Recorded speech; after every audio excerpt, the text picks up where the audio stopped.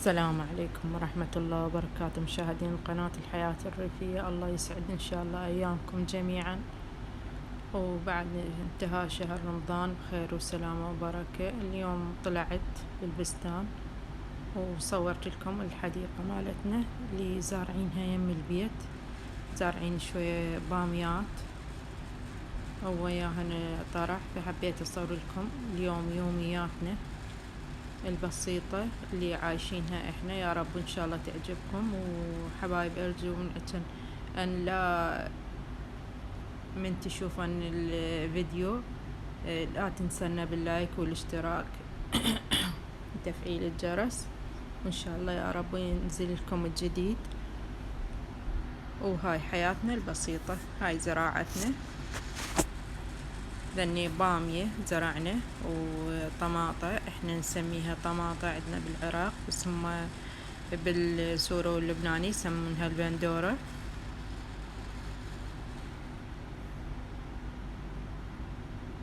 فذني زارعينهن يم البيت على شكل حديقة صغيرة.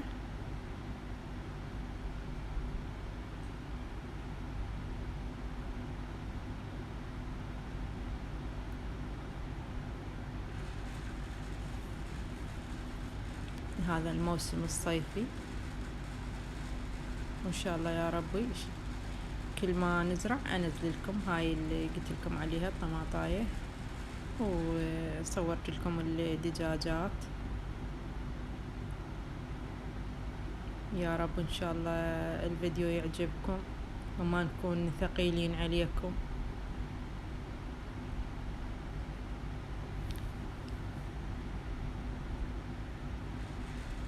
ذني دجاجات هسه أنا يمهن.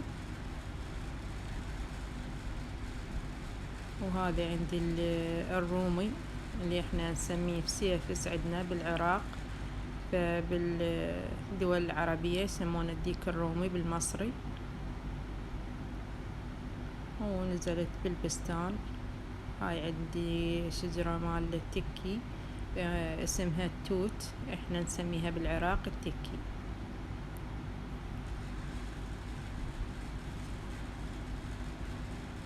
حياة بسيطة وسهلة، الحمد لله والشكر.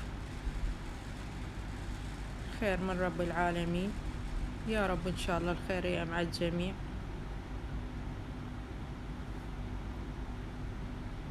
أنا طولت عليكم من زمان ما منزلت لكم فيديوهات حياتنا البسيطة. اليوم نزلت بالبستان وصورت لكم الحديقة. وهاي عندي تينة هم زارعينها، هاي الحمل مالتها، هم الثمر مالتها صيفي.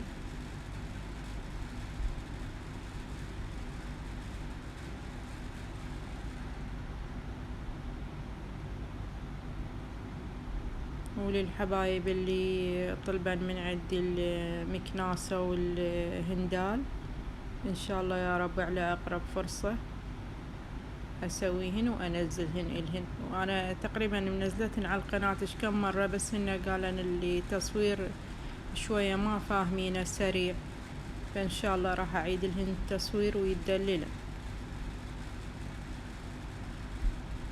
هاي عندي شجرة مال تكي ثانية، هاي تختلف عن ذيك.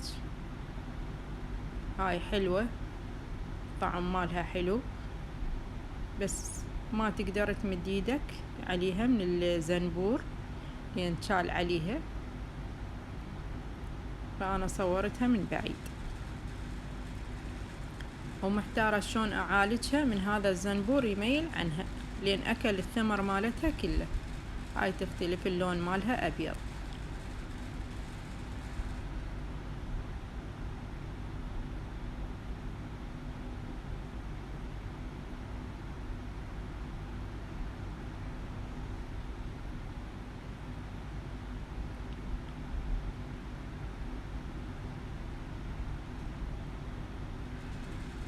إن شاء الله يا ربي حياتكم تكون جميلة، وإن شاء الله الفيديو عجبكم.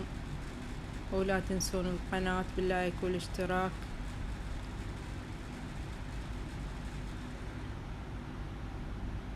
وهاي حياتي البسيطة، والسلام عليكم ورحمة الله وبركاته.